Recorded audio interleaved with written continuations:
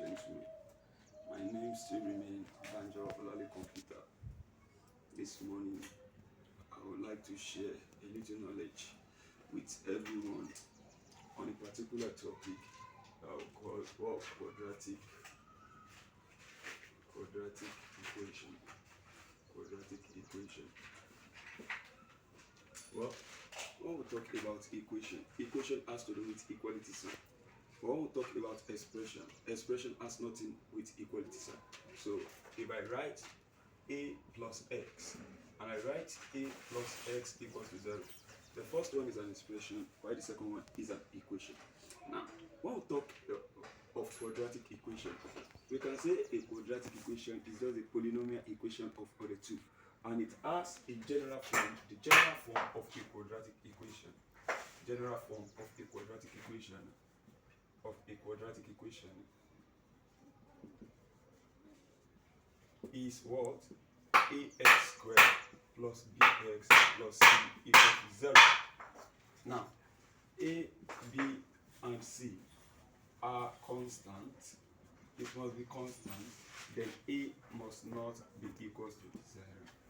A must not be equal, because if a is 0, this equation ceases to be a quadratic equation and it becomes a linear equation.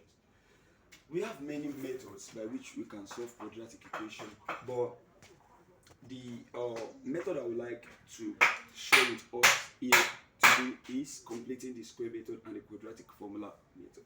Now, the completing the square method,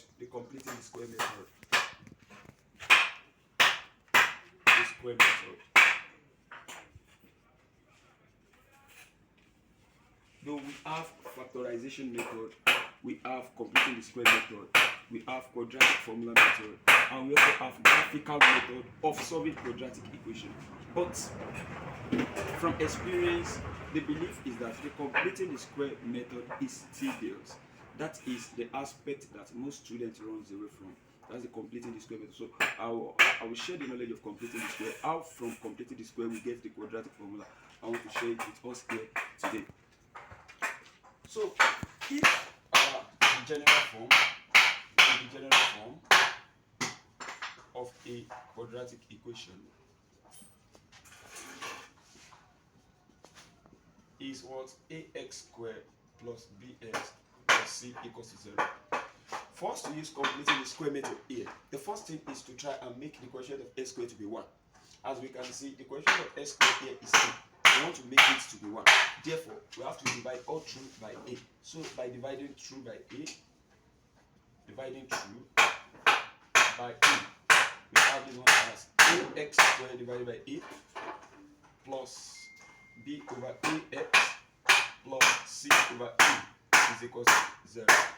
And from here, we are going to have a cancel out a. Then we have what? X squared plus b over ax is equal to minus c over a. Now, from here, we can look at the equation we have. The coefficient of x, there is b over a. So if I can get half of the coefficient of x, that is 1 over 2 multiplied by b over a, that is b over 2a. If I square the result, I will have square of half of the coefficient of x. That is going to be what? B over 2a everything squared. Now, let me call this first one equation 1. Let me call this one just another one for the first equation. I will now say add b over 2a everything squared to both sides of equation 1. When you add b over 2a squared to both sides of equation 1, you come back to equation 1 and add x squared plus b over ax plus b over 2a everything squared equals to, the other side become minus c over a plus b divided by 2a everything squared. From this, we can have 12x squared plus b over ax plus b over 2a all squared.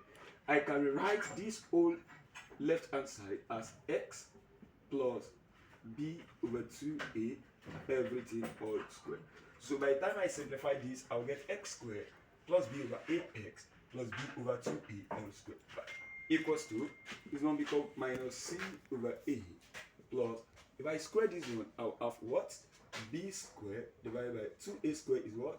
4a squared. Now from here, I'll take the LCM here. I'll have x plus b over 2a everything squared is equals to, we go for LCM, 4a squared is 4a squared. Now a in 4a squared, I will have 4a. 4a multiplied by c, that is minus 4ac plus 4a squared in 4a squared 1 multiplied by b squared, I will have this as b squared. Now from here, I can rearrange this one and have x plus b over 2a everything squared equals to, this one is b squared minus 4ac divided by 4a squared. Now for me to remove the square here, I'll take the square root of both sides. So taking the square root of both sides, taking the square root